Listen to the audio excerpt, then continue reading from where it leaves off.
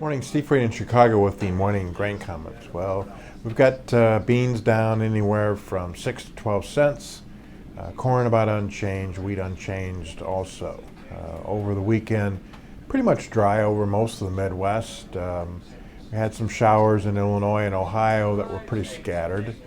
It's interesting to note here in Chicago this weekend was the second coldest weekend in any July weekend in history. So you can kind of see what the crops are not being stressed right now, which causes some of the weakness in the marketplace. Tonight, everyone expects the weekly crop ratings to be unchanged or maybe up 1 to 2 percentage points from last week, which is also indicative of not a lot of stress for the crops.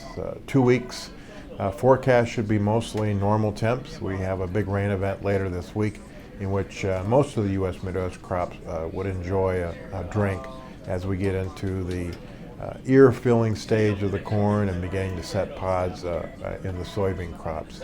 About 25, maybe 30% of the crop is later than normal, so we're going to have to watch and make sure that these cooler temperatures don't delay maturation and have to eventually worry about losing some production due to a normal or even an early freeze. The second issue I think that we have to look at is export demand. Export inspections should be on the light side today. You're seeing weaker prices for world corn out of the Black Sea and South America, which could slow our export demand. And we're also seeing the potential for another big crop in South America next year for the bean market to handle. So beans are still trying to struggle with the old crop, tight U.S. crop situation. Last week, unprecedented collapse in the inverse, both in the basis and the futures, and what kind of crops we're going to have next year. On the other side of the demands, on the other side of the export side is the demand side, and that's basically China. Their wheat crop is not as good. How much wheat will they take from the United States?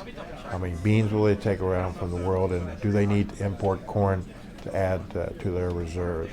Finally, on the outside markets, seeing just a little bit weaker dollar, and also other commodities are a little bit higher.